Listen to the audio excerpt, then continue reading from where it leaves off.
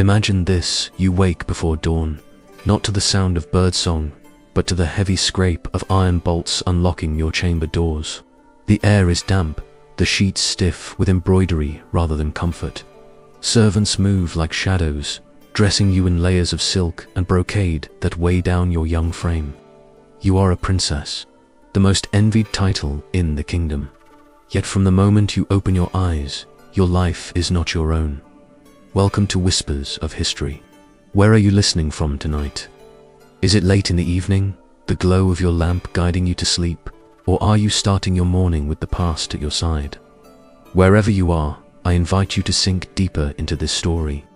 And if you wish to wander these corridors of history with us often, don't forget to subscribe. Because tonight, we uncover a truth hidden behind silks, crowns, and fairy tales. The life of a medieval princess was not the dream of castles and romance that stories tell us. It was a life of control, sacrifice, and survival. One where every gesture was measured, every smile watched, every future sealed by others. In this journey, you will walk the corridors of real palaces: Westminster, Windsor, the Château de Vincennes, the Alhambra. You will see the bargains struck between fathers and kings, the forced marriages to men twice your age, the endless rituals of purity and obedience. You will hear the whispers of young girls locked away as pawns, some paraded like jewels, others hidden in convents, their names forgotten. Tonight, you will discover what being a princess truly meant: a life gilded on the outside, but chained within. The day of a princess began long before her first word was spoken. From the age of 4 or 5, her every movement was rehearsed. Tutors drilled her in languages: Latin, French, sometimes Spanish, not to enrich her mind, but to make her useful in alliances. Her handwriting was polished into delicate scripts for letters she would one day send to foreign courts. Her voice was trained to sing psalms, not songs of her own choosing. Even her laughter was corrected, softened, refined, until she became a perfect ornament. By adolescence, her body was no longer hers. Royal physicians watched her health, tracking her cycle, noting her fertility.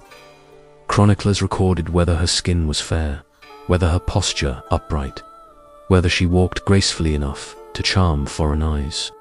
Her life was a stage, her body a symbol, her virginity a treasure not for herself but for the crown. Marriage came quickly.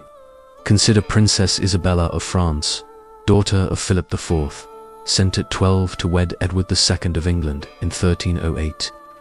Imagine her crossing the Channel, her body still that of a child, yet dressed as a bride, expected to bind kingdoms together with her presence. She would endure a marriage that was more political contract than companionship, her husband preferring his male favorites, leaving her humiliated before the court. Or Margaret of Scotland, who at 6 years old was betrothed to the future King of Norway. She never lived to see her throne, dying at the age of 7 on her voyage across the sea, a child already burdened with the title Queen of Scots. The reality was stark. A princess's life was not her own. She was the flesh that carried treaties, the womb that promised heirs, the beauty that masked war. And yet, within these chains, some carved out power. Eleanor of Aquitaine transformed her role from pawn to queen, carrying her duchy and her will into 2 royal marriages. Isabella of Castile later rose to rule alongside Ferdinand, shaping the destiny of Spain. These were rare exceptions, and their strength came only after enduring the same system that bound their sisters. Behind the embroidery, the tapestries, the painted portraits, the truth was clear. To be born a princess was to be born into a prison gilded with gold. The mornings of a medieval princess were orchestrated performances. You would rise not when you pleased, but when attendants arrived, their voices soft yet firm, drawing you from restless dreams. A basin of cold water awaited, carried by servants who never looked you directly in the eye. Your body was washed, not for your own comfort, but for presentation. You were to smell of roses, lavender, and spice, never of sweat or childhood play. Dressing was an ordeal in itself. Silk undergowns clung to your skin, stiffened bodices pressed against your ribs, and layers of velvet or fur wrapped you like armor. Each garment was chosen not for comfort, but for what it signaled: wealth, virtue, modesty. Even the colors mattered: blue for purity, white for innocence, crimson for nobility. Every thread was political, every layer a message. Meals were no freer. While commoners might eat what they grew, you dined on bread baked from the finest wheat, meats seasoned with saffron, and wine poured from silver chalices. Yet your portions were small, your appetite restrained, because gluttony was a sin, and your beauty was a weapon to be preserved. You were expected to eat slowly, gracefully, never staining your lips or fingers, as courtiers watched your every move. Education filled the rest of the morning. Tutors drilled you in the catechism, Latin prayers, courtly manners. You learned to play the lute, embroider tapestries, and dance in slow, measured steps. All of it was designed not to free your mind, but to mold you into a spectacle. You were being trained not to live, but to be seen. Yet beneath the lessons and rituals, there was always fear. Fear of making a mistake in public. Fear of disappointing your father, who saw you as a tool for alliance. Fear of whispers among the ladies in waiting, who carried every slip of your tongue through the palace corridors. You were not only watched by the court, you were watched by history. Chroniclers waited to write down whether you embodied virtue or disgrace. Consider Princess Joan of England, daughter of Edward III. In 1348, she was betrothed to Pedro of Castile, her hand promised as part of a diplomatic union. She sailed across the Channel with gifts and attendants, her future already decided. But along the way, she encountered something no crown could protect her from: the Black Death, at only 14. She died in Bordeaux before reaching her groom. Her body became another silent casualty of politics, her life cut short by forces she never chose. Others lived, but only to endure greater burdens. Princess Catherine of Valois, daughter of Charles VI of France, was married off to Henry V of England in 1420. She was just 19. Her father long considered insane, her country torn apart by war. Her marriage was a treaty in flesh, and she was sent to live among strangers who saw her as a prize of conquest. When Henry died suddenly, Catherine was widowed at 20, forbidden to marry again without the king's consent. Her loneliness became another cage. Even leisure was never truly leisure. A walk in the garden was staged, a hunt was ceremonial, a dance was calculated. You were always on display, your smiles rehearsed, your gestures measured. You might hear the laughter of servants in the courtyard, the freedom of children running barefoot, but you could not join them. Your life was a stage, and you were the actor trapped in a role you could never abandon. But behind closed doors, princesses often bore secrets. Some carved moments of rebellion, sneaking books into their chambers, writing letters beyond their father's watch, whispering with forbidden confidants. Others found ways to endure through faith, retreating into prayer when politics crushed them. And some, like Eleanor of Aquitaine, wielded charm and wit as weapons, bending the rules of their gilded cage until they could bend history itself. Yet for most, the story was not victory, but survival. The smile at a wedding, the bowed head before a king, the silence when rumors swirled. This was the daily life of a princess. Not crowns and freedom, but restraint, ritual, and the quiet ache of knowing your fate was never yours to command. And as the candles burned into the evening, and the palace grew hushed, the weight of your future pressed harder than the velvet robes upon your shoulders. For tomorrow might bring a summons, a journey, a marriage, or an exile, all decided without your voice, and the nights held even darker truths. When night fell, the palace did not sleep. For a medieval princess, the hours after sunset were often the most perilous. The day's rehearsed grace gave way to unspoken anxieties. as shadows stretched across stone walls and the whispers of duty pressed against your chamber door. You would be escorted to your bedchamber, a room furnished with carved oak, tapestries to ward off the cold, and a bed raised high with silken drapes. But it was not a sanctuary. Every object carried meaning. The crucifix above the bed, the embroidered sheets, the chest that held dowries and gifts. Even your resting place was political. Servants undressed you layer by layer, loosening the laces, unpinning the jewels, folding each garment carefully away. Your body, pale in the candlelight, was inspected without words. A bruise, a cough, a mark, all noted silently, for your health was the crown's possession. A physician might be summoned, not for your comfort, but to confirm that you remained unmarred, untouched, a vessel unspoiled. And then came the rituals of marriage. When alliances demanded it, the consummation of a princess's union was not private. Chroniclers describe how in noble courts across Europe, witnesses, priests, ladies-in-waiting, sometimes even courtiers, attended the bridal chamber. Curtains were drawn back, sheets checked for blood, symbols of chastity displayed as proof. What should have been intimacy became spectacle, a public trial of your purity. Consider Princess Margaret of Austria, married at 17 to John of Castile in 1497. The bedding ceremony was staged before nobles, their eyes fixed on the couple as Margaret was led to bed, stripped to her shift, and placed beside her new husband. The act was less about love than politics, a binding between dynasties sealed not only by vows but by flesh. For Margaret, as for so many others, the night was not hers. It belonged to treaties, to crowns, to witnesses who cared only for alliances. Not every night held ceremony, but even in solitude, fear lingered.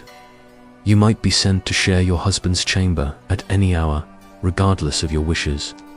A girl of 12, like Isabella of Valois, married to Richard II of England in 1396, would find herself lying beside a king decades older, expected to play the role of wife long before womanhood had arrived. For some, the bed was a battlefield where silence was the only shield. And yet, the bedchamber was also where secrets unfolded. Lovers sometimes crossed thresholds in defiance of duty. Letters were smuggled beneath pillows, gifts exchanged in the stillness of night. For a princess who longed for control, the cover of darkness offered the only chance to taste forbidden freedom, though discovery meant ruin. Whispers tell of Princess Joanna of Castile, later known as Juana la Loca. Her passion for her husband, Philip the Handsome, consumed her, though her intensity was later branded as madness. Her defiance of cold political roles marked her as dangerous. For her, the night was both escape and prison, a place where love burned brightly, but where jealousy and rumor twisted her reputation. But more often, night meant loneliness. In vast chambers lit only by candles, surrounded by tapestries of saints and angels, you would lie awake listening to the echo of footsteps in corridors, wondering if tomorrow brought exile, marriage, or death. You could not choose your husband, your children, or even your prayers. And so, many princesses turned inward, whispering to God in the dark, seeking refuge in faith when the world offered none. The night also carried darker shadows, punishment. If a princess was accused of impropriety, her chambers might become a prison. Consider Isabella of England, sister of Henry III, who was once confined by her husband, Frederick II of the Holy Roman Empire, when suspicion tainted her. Locked in stone chambers, her nights stretched into years of silence. For such women, night was not rest but torment, each hour a reminder of chains unseen. By candlelight, the contradictions of a princess's life were sharpest. Draped in velvet, yet stripped of choice. Surrounded by attendants, yet utterly alone. Elevated above peasants, yet bound by shackles, no less heavy. And in the silence of those nights, one truth grew clear. A medieval princess was not a dreamer of fairy tales, but a survivor of rituals, a bearer of burdens, a woman whose life was consumed by the demands of bloodlines and crowns.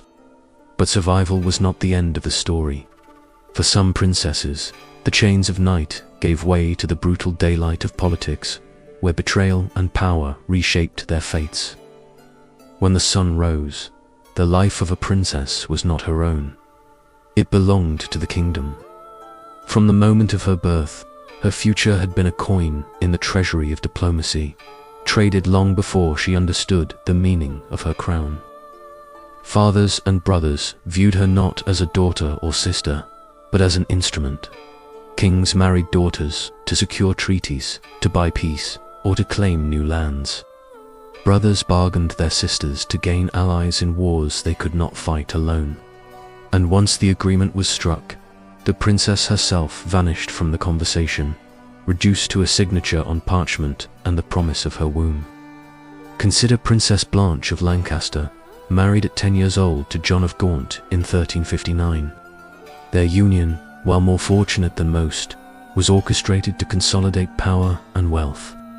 Blanche became Duchess, but her early years were a chain of expectations. To provide heirs, to display virtue, to embody loyalty not only to her husband but to his ambitions. For others, politics meant betrayal. Princess Isabella of England, daughter of Edward II, was married off to Edward II's enemy, the future Holy Roman Emperor. She was barely 12, her tears ignored as she was led away from her mother's arms. Her role was clear, to soften hostility between crowns. Yet her marriage was loveless, her position precarious, and her identity consumed by the needs of her father's throne. Worse still were alliances forged only to collapse. In 1469, Princess Margaret of York was married to Charles the Bold, Duke of Burgundy, sealing what seemed a powerful alliance between England and Burgundy. Yet within a decade, Charles was dead, Burgundy fractured, and Margaret, once a symbol of triumph, found herself widowed. Isolated, her influence diminished in a court that had used her and then discarded her. This was the heart of a princess's existence, to be celebrated in public but abandoned in private. One day paraded in a carriage draped in silks, the next confined in a foreign palace, far from family, her voice lost in the swirl of foreign tongues. And betrayal could come not only from politics but from blood itself. Dynasties often shifted loyalties, leaving princesses stranded. During the Wars of the Roses, Princess Elizabeth of York was promised to multiple suitors, each betrothal a move in the chessboard of civil war. At times pledged to Lancaster, then to York, then to foreign crowns, she was a living token passed between warring factions. Only when she married Henry VII in 1486 did her fate stabilize. But by then, she had spent her youth as a pawn in conflicts that tore England apart. For some, betrayal came in darker forms, exile and imprisonment. Princess Eleanor of Brittany, niece of King John of England, was imprisoned for much of her life because she posed a threat to his throne. Though she was a royal daughter, her lineage made her dangerous, and so she was confined to castles, her titles stripped, her life wasted in stone cells. Here, politics transformed the promise of a crown into a life of silence. Marriage was no safeguard. If alliances failed, princesses bore the consequences. Queens accused of disloyalty could be repudiated, their children disinherited, their very lives endangered. In 1499, Catherine of Aragon, still a young bride in England, found herself widowed after the death of Arthur, Prince of Wales. Instead of being sent home, she was kept in limbo, her value debated, her body seen as a political problem. For 7 long years, she lived in uncertainty, her future hostage to the question of whether her womb would be repurposed for a new marriage contract. Through it all, the princess herself had no choice. She could not refuse a match, could not break a treaty, could not disobey her father's will. Her voice mattered only when it served a kingdom, and even then, it was icily silenced. And yet, These betrayals shaped history. Princesses carried crowns across borders, united dynasties, and produced heirs who would rule empires. Their suffering was the foundation of political stability, their sacrifices the mortar of kingdoms. But behind the treaties, behind the marriages, behind the crowns, the truth remained.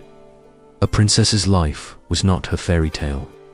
It was a contract, a burden, a performance that demanded obedience even when it destroyed the self. And for those who dared resist, the consequences were brutal. For rebellion too had its price. Not every princess bent quietly beneath the weight of crowns and contracts.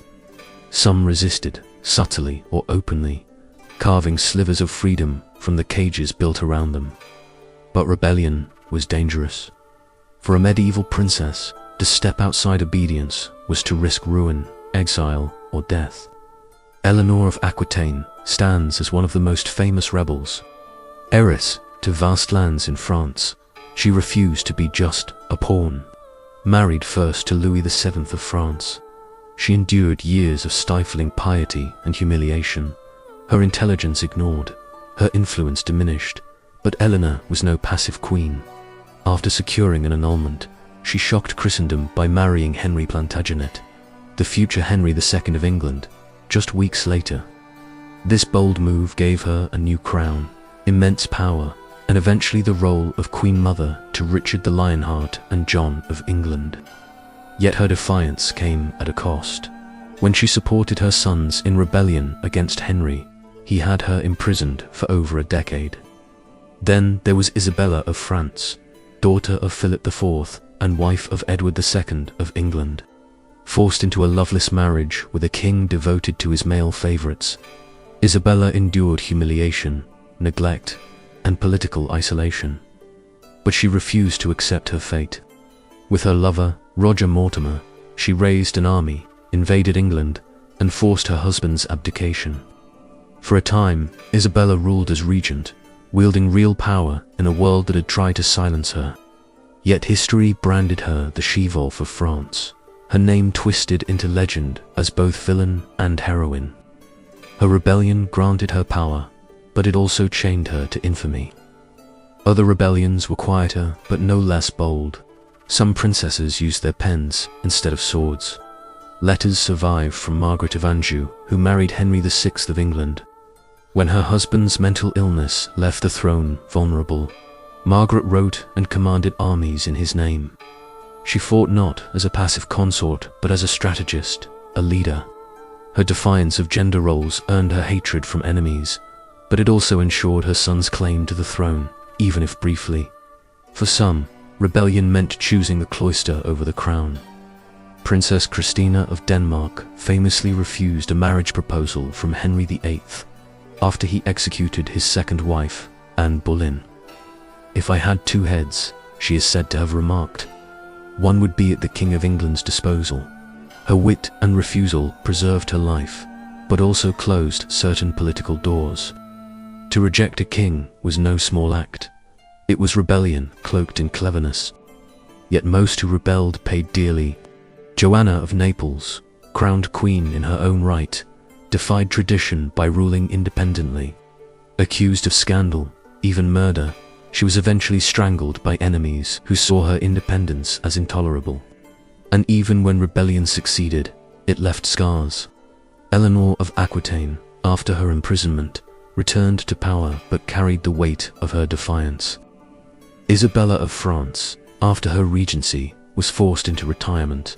Her lover executed, her reputation darkened. History praised their boldness, yet punished them with infamy. For the ordinary princess, rebellion was not always grand. It might be as small as sneaking a forbidden book, whispering secrets to a trusted maid, or refusing to smile at a hated suitor. These quiet acts rarely made chronicles, but they were rebellions all the same. Flickers of humanity in lives designed to extinguish it. And yet, rebellion itself revealed the paradox of a princess's life. The very qualities demanded of her intelligence, beauty, strength, became threats if turned against authority. A princess who obeyed was praised as virtuous. A princess who resisted was condemned as dangerous.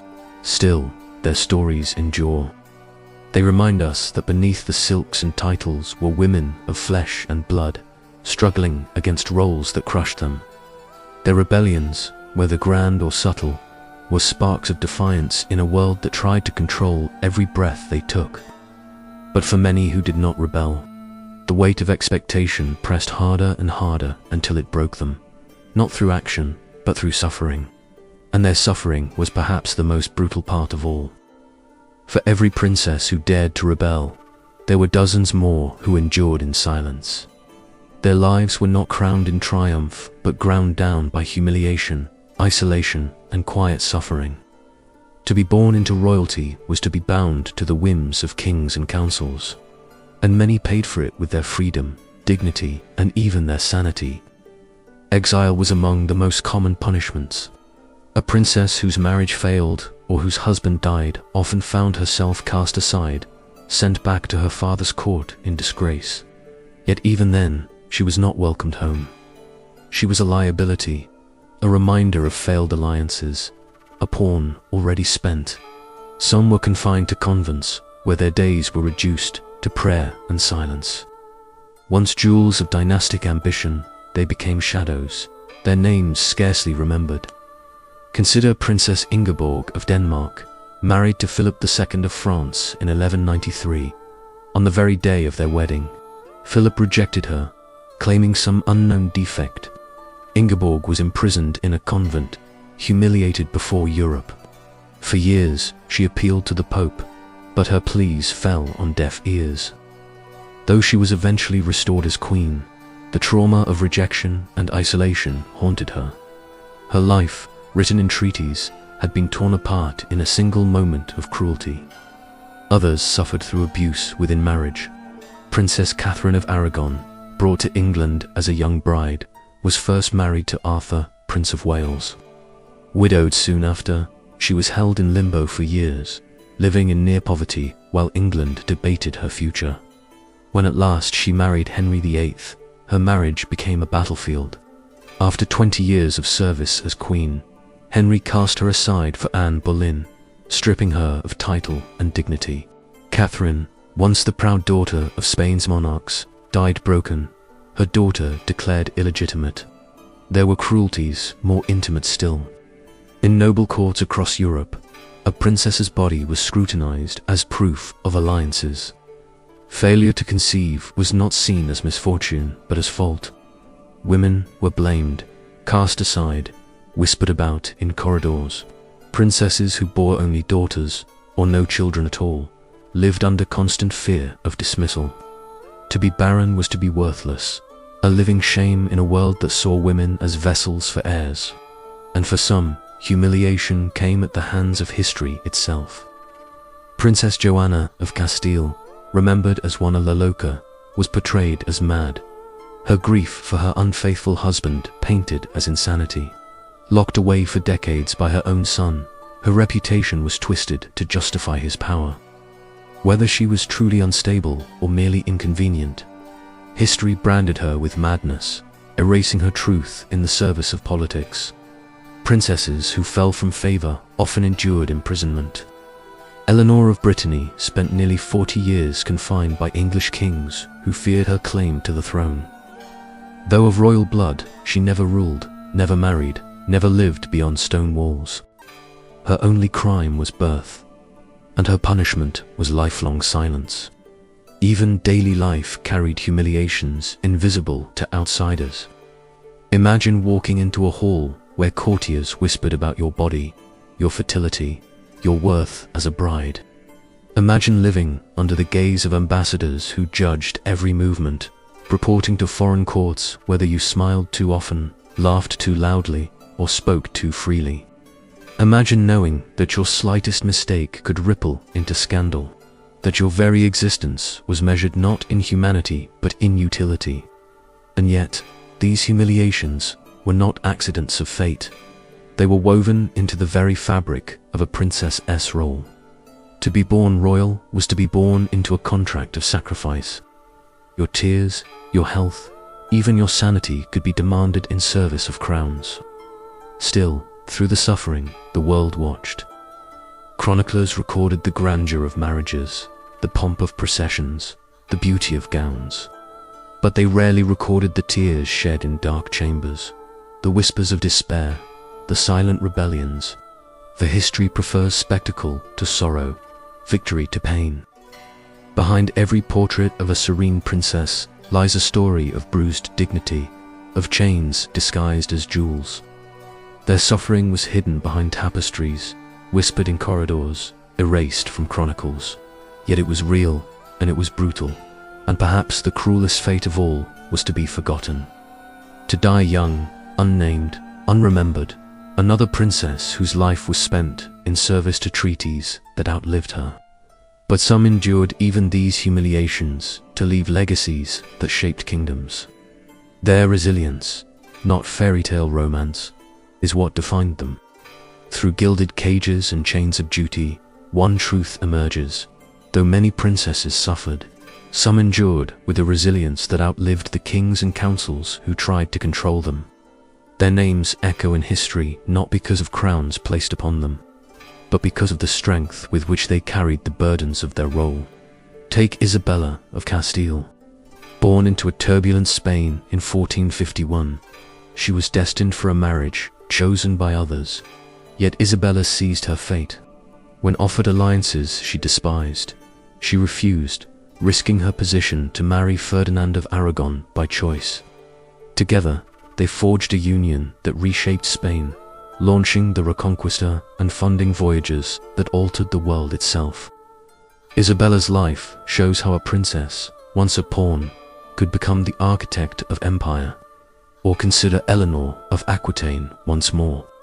Despite imprisonment and disgrace, she emerged as one of the most powerful women of her age.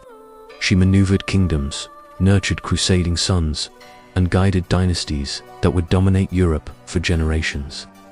Her resilience transformed humiliation into legacy. Even those whose lives seemed crushed by suffering sometimes left quiet marks.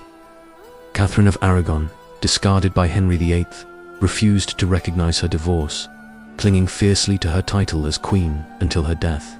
Her daughter, Mary I of England, grew up under this shadow of defiance, inheriting both her mother's piety and her stubborn will. Catherine may have died broken, but her endurance laid foundations that shaped the Tudor line. Other princesses influenced history in subtler ways, as patrons of art, as protectors of learning, as guardians of faith. Princess Margaret of Scotland, later Saint Margaret of Scotland, brought reforms to her adopted kingdom through her piety and charity, weaving kindness into her legacy. Though she was born into the same chains of marriage and alliance, her name endures, not for treaties, but for compassion. Yet for every Isabella or Eleanor, there were countless others whose resilience was simply survival. Women who endured humiliations without rising to power, who bore heirs without glory, who died young without legacy. Their lives remind us that history remembers the exceptional, but behind every remembered name lie dozens erased. Still, the resilience of even the forgotten is not wasted. To wake each day in a chamber where you were watched, judged, and controlled, and yet to smile, to sing, to learn, to endure, was itself an act of strength. Their survival was resistance, even if history did not call it such. And so, when we strip away the fairy tales, the crowns, and the portraits, what remains is this: the life of a medieval princess was not one of freedom, but of burden. It was not one of romance, but of survival. Behind every arranged marriage, every procession, every silken gown, there were women whose lives were written for them, yet who found ways to leave their mark. In children, in kingdoms, in memory. As you close your eyes tonight, imagine again the life of a princess. Imagine waking to servants dressing you, to tutors drilling you, to fathers deciding your future, to husbands claiming your body, to chroniclers writing your reputation. Imagine the silence of nights where your prayers were your only voice. Imagine the weight of crowns that promised everything and gave nothing. And then remember those who endured. Isabella of Castile, Eleanor of Aquitaine, Margaret of Scotland, Catherine of Aragon. Women who turned chains into weapons, who bore humiliation but left legacies, who remind us that even in the harshest cages, resilience can echo louder than silence. This was the life of a medieval princess. Not a fairy tale, but a story of chains and survival, of politics and sacrifice, of sorrow and strength. And through whispers of history, their voices, once buried, are heard again.